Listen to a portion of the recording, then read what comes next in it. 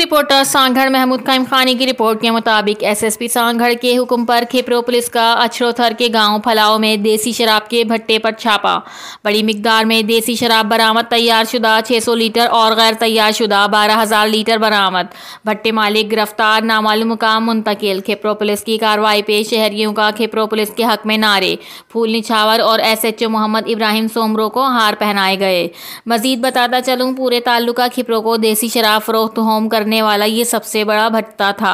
Reporter Mahmood crime खानी, CCN news, Sangarh.